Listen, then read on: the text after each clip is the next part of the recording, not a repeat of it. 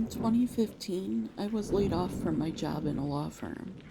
I'd been working as a paralegal for 4 years, but the attorney was going to retire and decided to just do his own paralegal duties on the remaining cases he had. So I had to take a job as an overnight hotel desk rep while looking for something more permanent. They were hiring for all shifts, but I didn't mind the late hours, and it was $1 more per hour, making it only $1 less per hour than I was making at the firm. Plus, at night, you dealt with the least amount of people than any other shift. The hotel I was working for was so short-staffed that they only trained me for 2 days before throwing me to the wolves, so to speak. My first night alone, I'm not gonna lie, I was nervous. I felt as if training was rushed, and we didn't go over enough of the possible problems I could encounter alone at night in a hotel. I was sitting at the desk, waiting for our late check-ins to arrive my first night. We had 2 different businessmen coming in for a meeting that were both not due to be in town until after 11, and I wanted to make sure my first official guests had a smooth check-in experience. While looking down to study the check-in checklist, I heard the door open, so I quickly snapped my head up to appear attentive and ready to help. But there was no one there. The door was shutting slowly, as if someone had come in. The hotel lobby was really spacious, and I looked up really quickly, so there was no way someone would have made it out of sight either way they would have went in that tiny amount of time. I explained it off in my mind as someone about to come in forgot something in their car and had to turn around and get it. You really find ways to justify anything when you're working an overnight shift and something strange happens. A short while later, one of my late arrivals came in. I ran through the check-in process as quickly and efficiently as possible, nervous to screw up programming the room key or something. It must have went well because the customer didn't appear annoyed or short with me. I wished him a good night and he was on his way, looking more than exhausted from his travel day. I was setting up his wake-up call in our system and marking him as a do not disturb for housekeeping, per his request, when I heard him coming back towards the desk and I looked up. "Hey, sorry to disturb you, but the elevator is making a strange humming noise, and I'm not sure if that's normal or not. I thought I'd check with you before getting on it," he said. "Odd. It's my 4th night here and I've never heard of it doing something like that. I'll come check it out," I replied. He was right. The elevator was humming, but the weird thing was, it wasn't the sound of a motor or electric humming. It actually sounded closer to literal humming. "I'll call our emergency maintenance man and have him come check it out. If you don't mind, I would recommend taking the stairs just in case," I said. "Oh, no problem at all. I'm on the 2nd floor.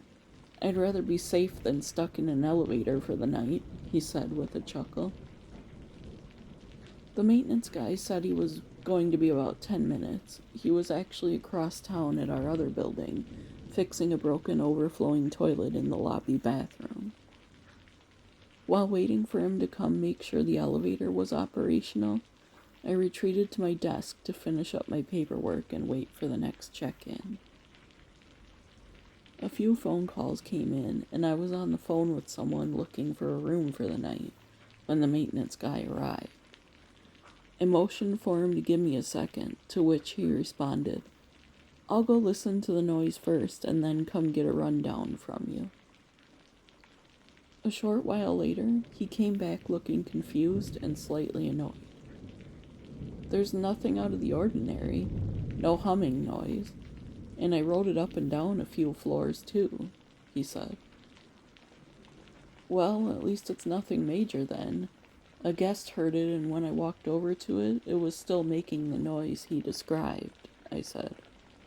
"Thanks for coming to check it out. I would hate for someone to get stuck in the elevator on my first night alone," I added. Whether he was actually irritated with me or I was imagining it, I would never know. But at least what I did know was that I did my due diligence checking into it. My second and final scheduled check-in for the night arrived, and I finally felt the process went smoothly that time. I had him on his way in less time, and the elevator worked, thankfully, since he was on the 5th floor. As I was making copies of the second guy's license, the printer had told me it had low ink, so I popped into the supply room to get a cartridge.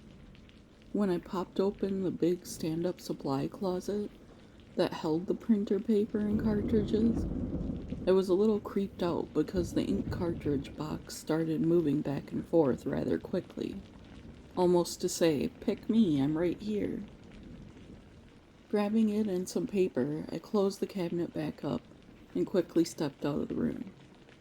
I quickened my pace when I heard someone whistling out in the lobby. "My apologies, I had to grab a few supplies," I said as I rounded the corner. But I realized I was talking to myself. No one was there. The whistling continued a few more seconds, but stopped as I approached my desk, as if someone had been waiting on me to get back. I was starting to wonder why all these little things kept happening, like the humming elevator that sounded more like a human humming, the footsteps and lobby door opening when no one was there, and now the whistling.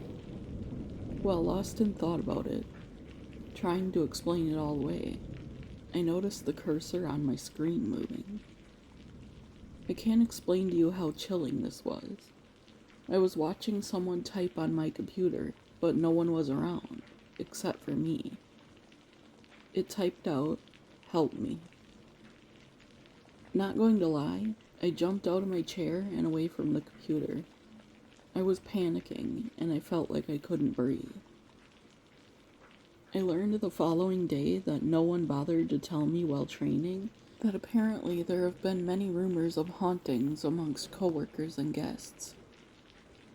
I worked there for almost 6 months before finding a job at another firm. I experienced everything from whispering and humming to footsteps and doors opening and closing, but nothing came close to watching someone type on my computer, inches in front of my face. Wow, I don't know what I would have done if that happened to me. We've never heard of that happening in a story on this channel, at least. Thank you for sharing it. If you have a paranormal story to share, email it to the address in the description below. Please like the video and subscribe if you haven't. See you tomorrow, friends.